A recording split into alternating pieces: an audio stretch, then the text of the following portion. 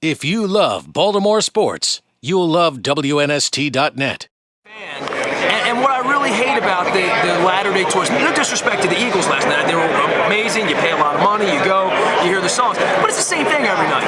And I'm a big Rush fan. I'm almost given up on these bands. I'm 40, I've been seeing them since 1978, all of them. I've almost given up on some of them because if I can write the set list or check last night and know exactly what I'm going to see, you know, once you've seen it once, you don't want to see it again. And I always know that every Bruce fan feels this way. Is tonight going to? Am I going to get Jungle Land tonight? Am I going to get Candy's Room tonight? Am I going to get, Spirit of the Night tonight? And the beauty of it, that's what gets me going. Bruce can't even tell you till the end of the night what you're going to get. Because he doesn't even know. Because he gets inspired and he gets creative ideas from the energy of the audience, and he's got a band that he can change everything up and know we can pull it off.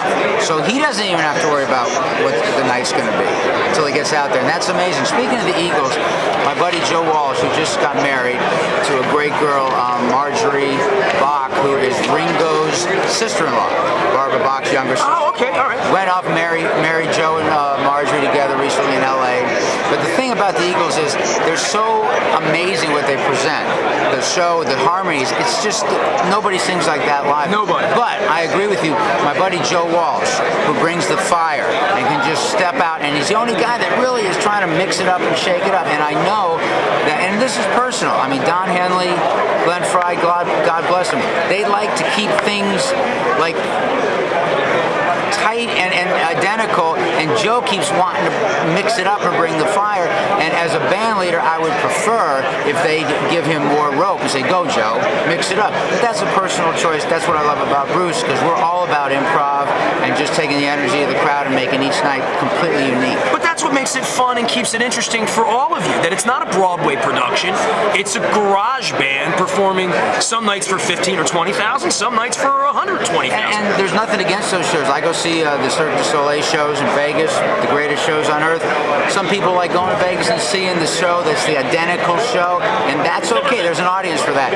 I like the rough stuff. I like what Bruce does. That's why I love being in the band. I think as a musician for you guys, there is a challenge aspect to being in the E Street Band that's really unprecedented. I mean, I have friends of mine who haven't seen. We're chatting with Nils Lofgren, by the way, if you just joined us. And you go to a show and you can see that it's real work for you guys in a way that you want to be a working band. You don't want it to just be, all right, well, let's just go out and play Born to Run again like we did the last 10,000 times. That there's more in it for you as a musician, and that's what keeps Bruce vital at 60 and making new music. That it's not a greatest hits tour, and it's not we're just going to mail it in.